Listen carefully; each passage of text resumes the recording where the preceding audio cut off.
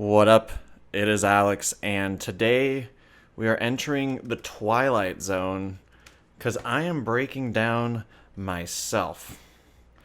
I can monetize this one, so cheers to that. If you if you haven't heard this song, it's called Response, and I released it about a year ago, and it's kind of like I was thinking of it as trance because when I was making this like a year and a half ago. Here, I'll just play a snippet. Here, we'll just go through it.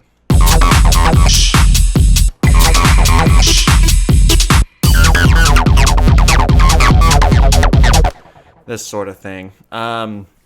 Because, you know, all the cool people are playing trance now. So I was just curious. Basically, there was like it's still happening. I feel like this hard trance thing is like taking over the techno world, which is interesting. I'm not actually making many tracks like this at the moment, but I was just kind of like curious to be like, let's see if I can do something like this. And this song sounded cool, and I guess some people are calling it acid techno. I don't know. It's cool. I like it. We're gonna break it down. So let's start off, and I guess I'm not used to breaking down tracks where I actually have all the stems here. So maybe we will actually talk about some sound design stuff. So get excited. Actually, don't get that excited because it's pretty basic. But okay. So this track was... I actually don't know how much I was thinking about this, but basically it's really easy for DJs to mix in because we're starting with just this.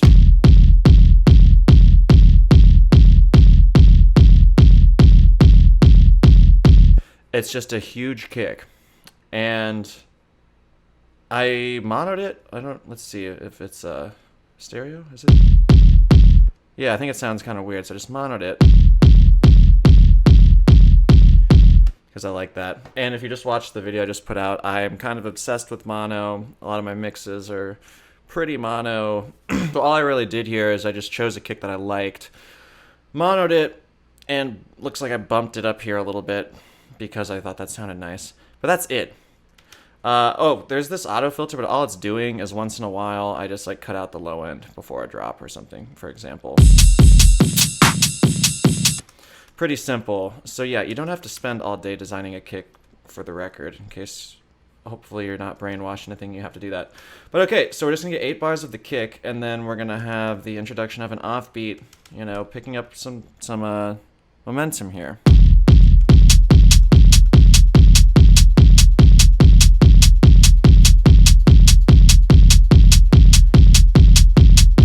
For what it's worth, the offbeat has some effects on it with nothing on it. It sounds like this, which still kind of works. I guess I just wanted it to be brighter sounding. I probably did this at the end.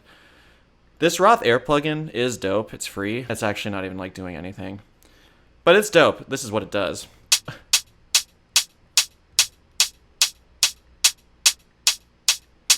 It actually does not sound very good at all there. But it adds high end to stuff, and sometimes it works out. But okay, so yeah, all my offbeat has is...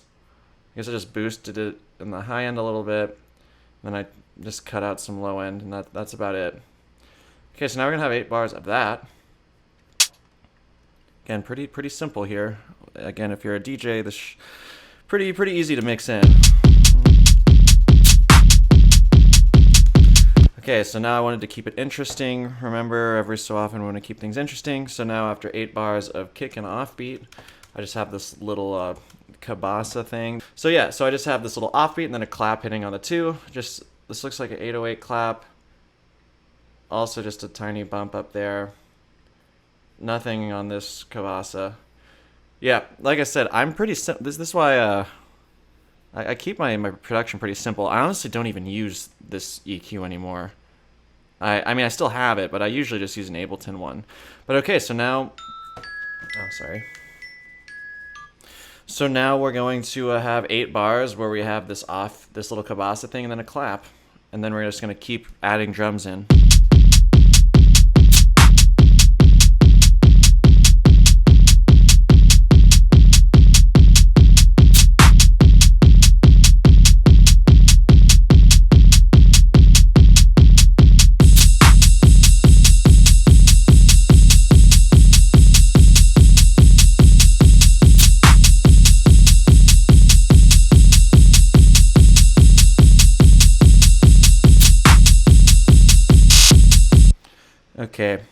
So yeah, you can see I just added a ride, and after 8 bars of having the addition of the ride, now it's just a small thing I do to keep it a little bit interesting, is I just like took a hat and I just quickly edited it.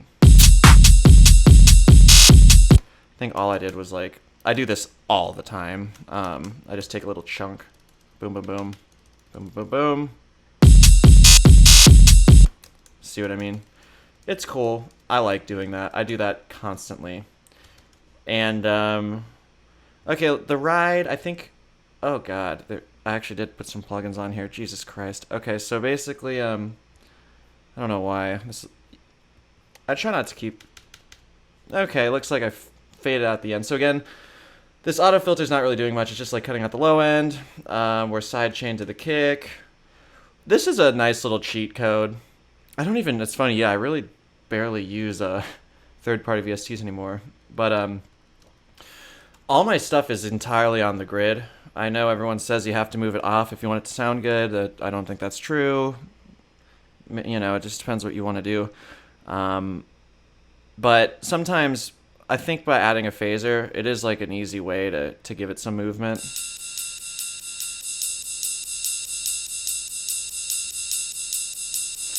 Just feel like it's giving it a little life, so I like that.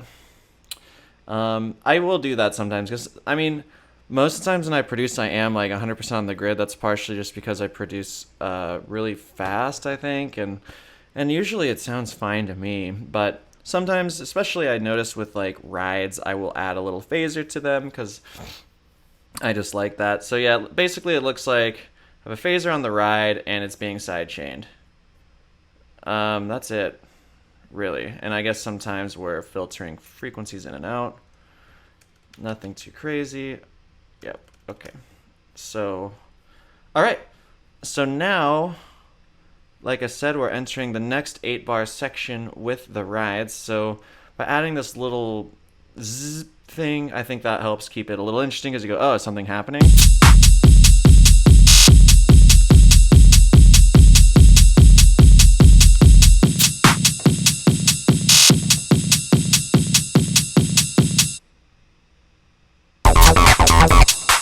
Okay, so then at the end of this, so we have this 8-bar cycle. I'm just lifting up the low end. I'm taking out the low end of the kick just to, like, I don't know, give you some foreshadowing. And we've talked a lot about silence in a lot of tracks, how, and I'm a big fan of it.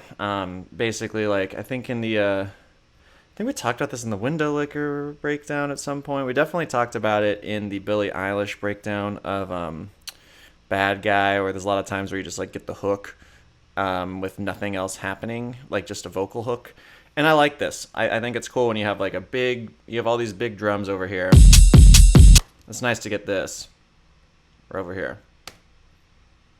It's great. There's nothing.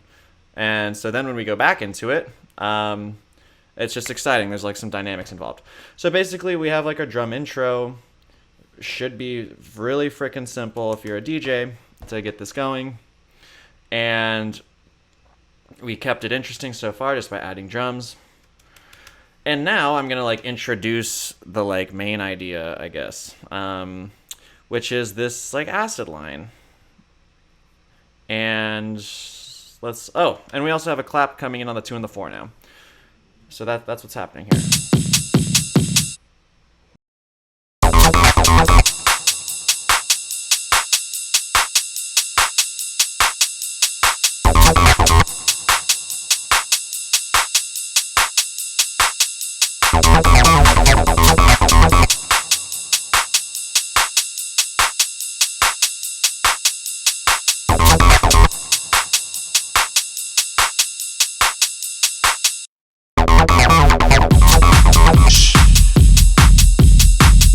Cool. So I guess this is cool breaking down my own track because it's kind of easier to talk about because I kind of know what I did because I did it.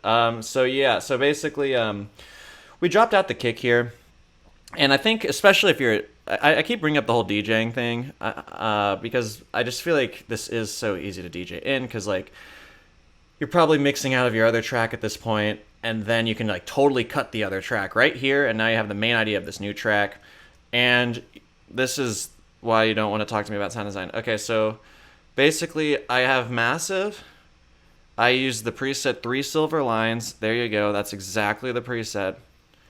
And this is what it sounds like. Whoop. Let's see if there's any automation happening. Not really. Not at this part. I think I do later.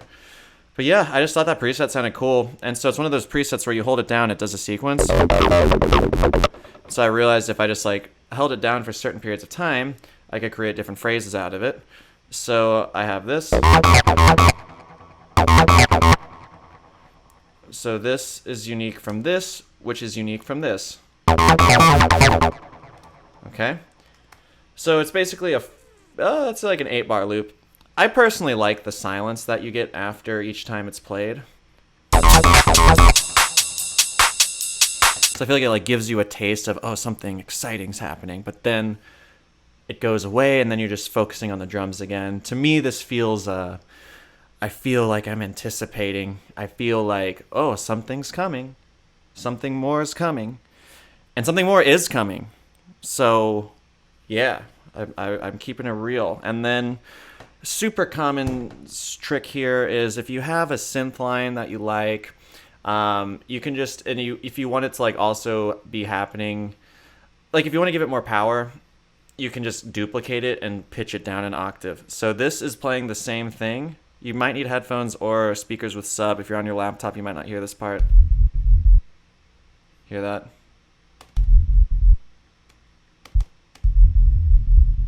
Basically, it's this synth line. Look, it's at like E2. I dropped it down to E1. So now it's just a sub. So now it's basically just making this more of like a bass line. Honestly, it's kind of weird because the kick in this track is so big. I don't even know how much we're hearing the acid line in the bass. Let's see.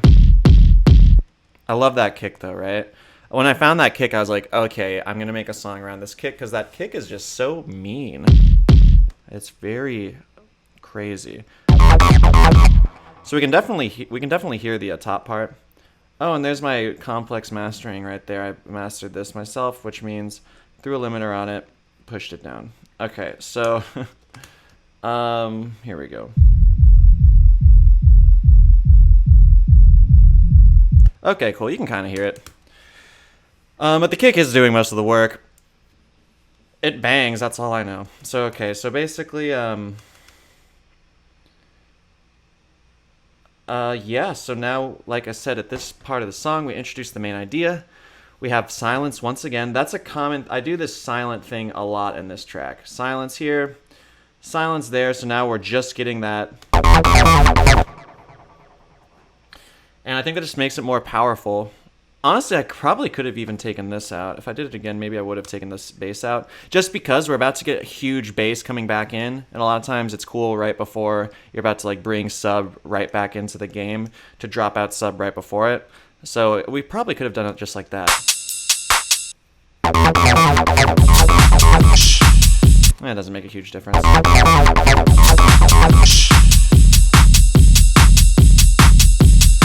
Okay, remember how I'm always talking about how in tracks we're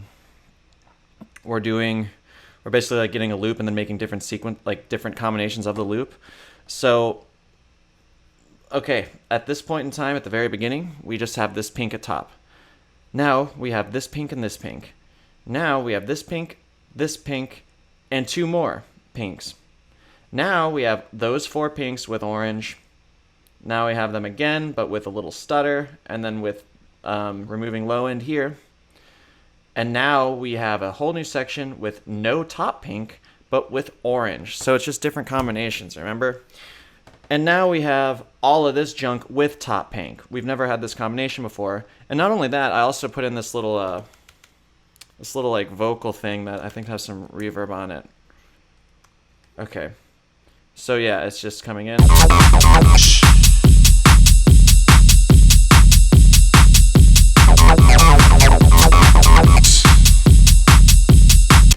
This is pitched down.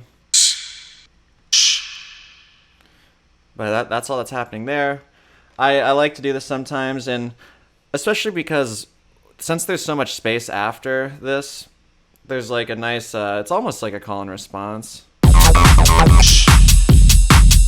Just helps fill in some of that space. And so yeah, so now we're just trucking forward. We're gonna keep moving. It looks like we do this for 16 bars.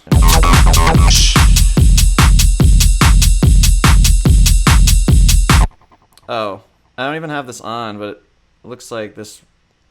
Yeah, this isn't doing anything. I assume these are sidechained. Yep. So we're sidechained to the kick, of course. Hopefully y'all know that. If y'all don't know what that is, I have a terrible video on sidechaining. I'll link it above. Maybe we'll talk about it at the end.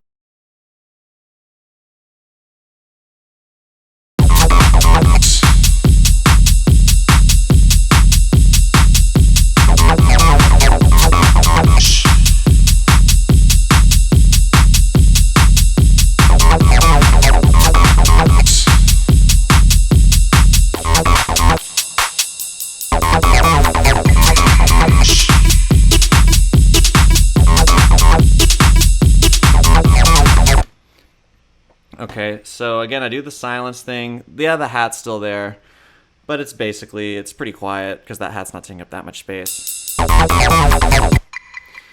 And I like that because, again, I think I just kind of keep bringing your attention back to that acid line.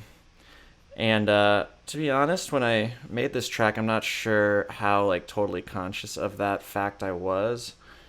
I was just kind of making it real quick. Yeah, I like to produce really fast. I'm going to make a video on that and why I do that. And straight up, this sound is way better in the recorded version. So that's at 159. That one sounds way cooler. But yeah, I lost this sample, so I just threw this one in there instead.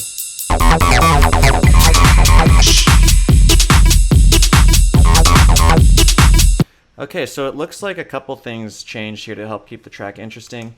So at first, we just had this simple offbeat, but now it's like doing a double and then a single offbeat. So, just another like change up in the rhythm a little bit. And then I added this sound. And look how perfect. Remember how I talked about how there was all this space after the main riff? Well, now I'm filling it up with this riff. So that's nice. And I also talked about this a bit in the video too. Like, I feel like so much about, in a way, like your production and your mix. I feel like I need to get better at articulating this, but for me, over time, they just keep merging together. Like, the way I produce is like subconsciously informed by my mix. Like, because I made the main melody or the main like idea here have all this space, now I allowed something here, and now we're just listening to one thing and then another thing. And because there's just a few things, like, it's so obvious of what you're supposed to listen to, mixing this it becomes a lot easier in some ways. I hope that made some sense. I'm not saying you should only have tracks where you just hear one thing, then hear another thing. You can have, more layered tracks if you want. But in the case of this track, that's kind of how it worked out. So, okay, but to keep it interesting, I changed up the rhythm a bit and then added this little sound. And I can't really remember. I probably just pulled up some massive preset, tinked around for a bit, printed it to audio, and then, it looks like I may have actually used the plugin here. Let's see.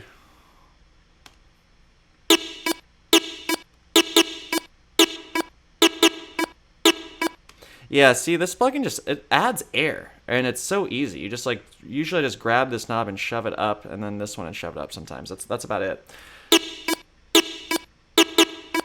But yeah, big fan of it, and it's free. But okay, so let's keep rolling here. So you see what we did, right? We just changed up the rhythm here, then added this little, like, I guess we can call this a melody. We added this. We added something else.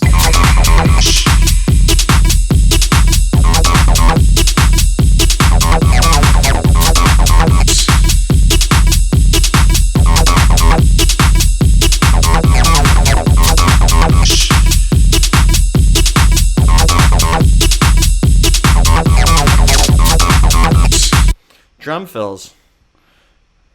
See how I do this little stutter thing again on the hat? I like that because it's like we're at the end of a cycle here. And that just, to me, it's nice. You hear it and you go, oh, cool, we're going to restart.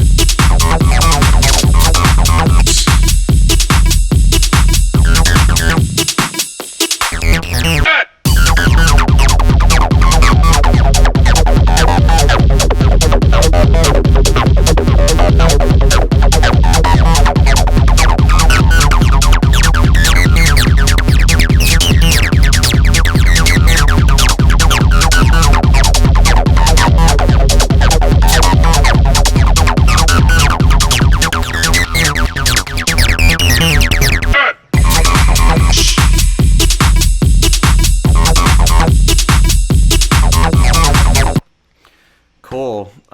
So in this part, let's do the end here. So I finally start messing with the filter. So I start pulling the filter up. This is the filter cutoff. You can hear how it's different.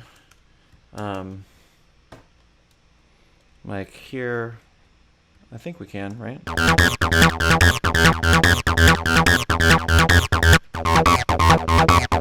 Yep, so the filter's opening up. Getting a little exciting. We're anticipating something new's coming. And then, I do the silence thing all the time here. Here. Okay, cool. So yeah, so I just wanted to have this, this is exactly like the Billie Eilish breakdown. I can't remember what the hook is in that song. But see, look, I literally, see how these are automated? The speakers are automated? That's so when this little chunk happens, the only thing you hear is that. And that's why it sounds loud. And I'm going to make another video. Hopefully, y'all, I really didn't want to make videos where I'm like talking about my process, because there's so many videos out there that do that. And I feel like at the end of the day, like, do what sounds good to you. If what I'm telling you helps, that's great. Plenty of people have opinions on this that they might disagree with me, and they might make great music. So, you know, if I'm helpful for you, that's great. And basically I've realized, yeah, you know what, maybe I'll tell people how I view this, because I think I kind of know what I'm doing a little bit. And so, you know, hope maybe you can get some value out of this. But, okay, so basically I automated everything. Oh, but what I wanted to say is I want to make a video about how, especially when you're newer with production, a lot of people think that you need to keep adding stuff to make your track sound big, and that's just not true at all. Oftentimes, the more you mute, the better it sounds, actually. So yeah, so basically, I dropped off everything here so we can just hear that, hey!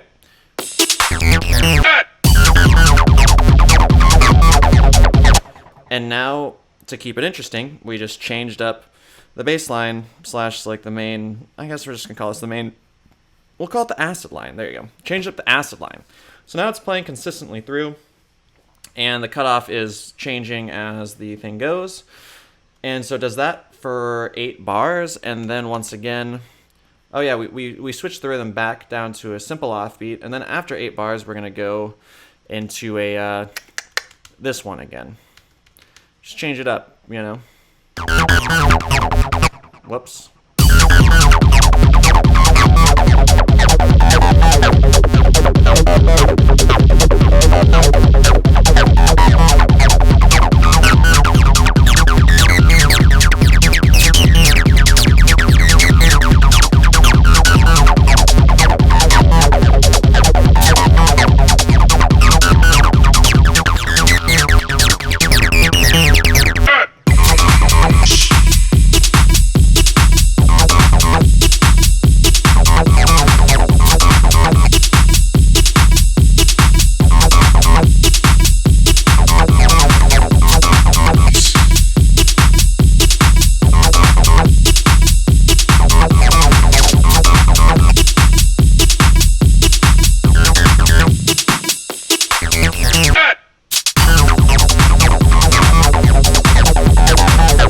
Dope. Okay, so this section is almost exactly the same as this section. It actually has less, which is kind of weird. I probably should have done that. but whatever. It still works. And yeah, so basically we just flipped back to this section. And I guess that I feel like that works because from this part was very quick. Like now that acid line's really attacking us. And over here was a little more chill.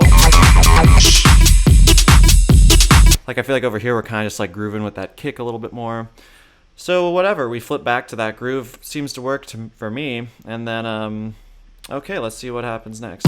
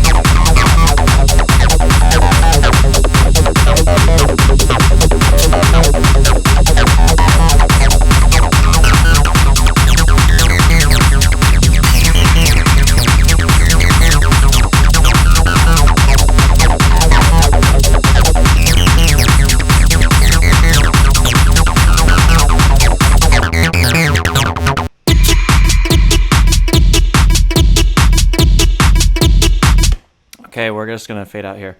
But okay, so basically after this section we go back into this. We'll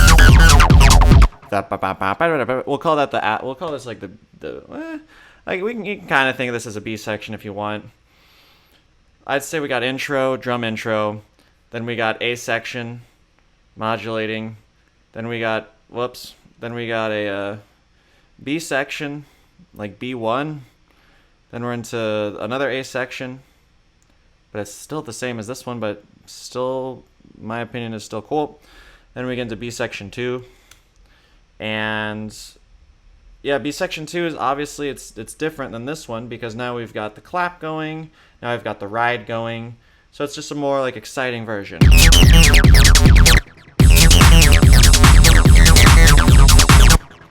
All right, and then we're just gonna keep pushing it more, and so now that's mostly done by making the clap hit on every beat. I don't know why this was stupid / I think this was one of those things at the very end where I was like trying to make the final mix. Let's see why I did this. I don't think I'm gonna remember, to be honest.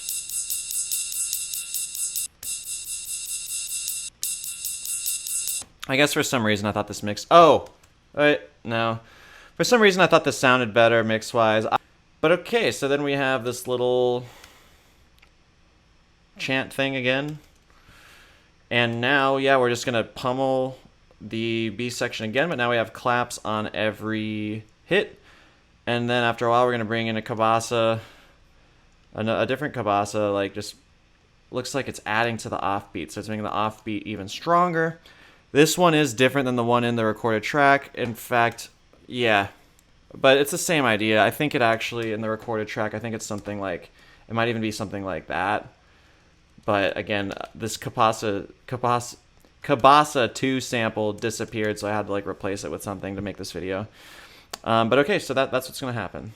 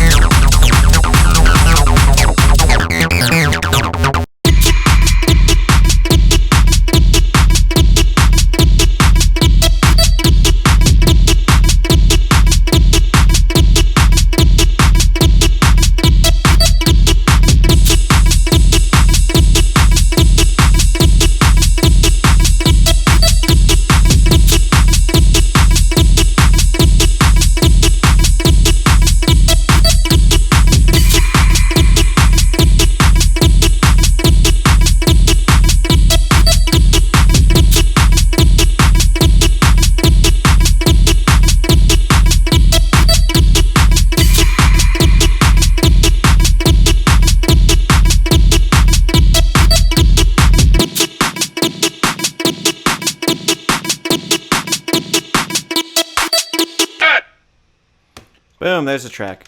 Okay, so this ending is kind of like a bridge. Like I think of it as a bridge. So it looks like I use the same synth line from over here. If I kind of remember correctly, I feel like this is maybe like what I don't know. They're basically like from the same family.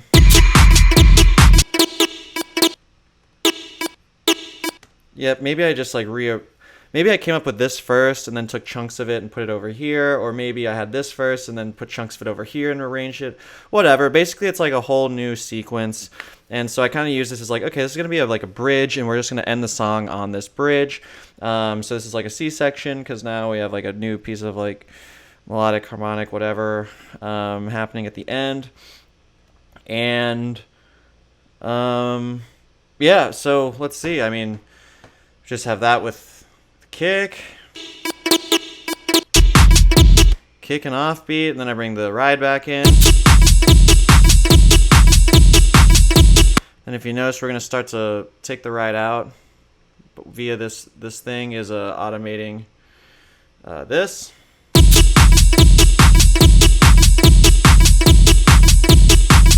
Or wait, this right here.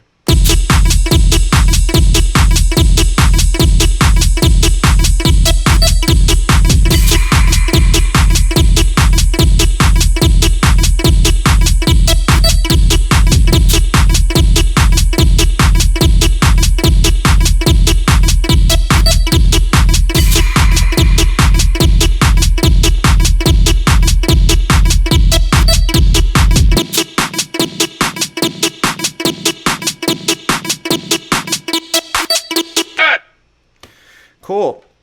So if y'all want this project file, you do have to subscribe to Patreon. I give away all the other ones for free. But for this one, you've got to do Patreon if you want this. But otherwise, I was going to talk about a couple more things. Yeah, nothing too much. I mean, there's just some more drum fills.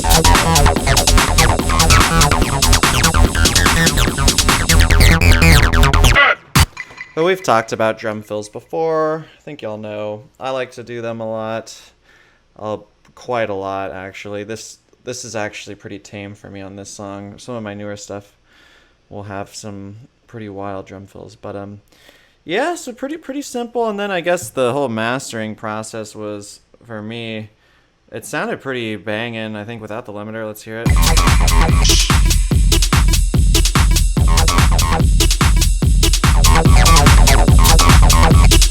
Yeah, I just threw this L1 Ultra Maximizer on it. And another thing too, this is why I like to produce in mono. And you know, if you saw the video, check it out. Or if you haven't seen the video, and if you don't know why one might produce in mono, maybe give it a look. Maybe it's a good idea for you to try. But this is what I like. This track sounds nice in mono. So I'll just A/B it real quick without and with mono.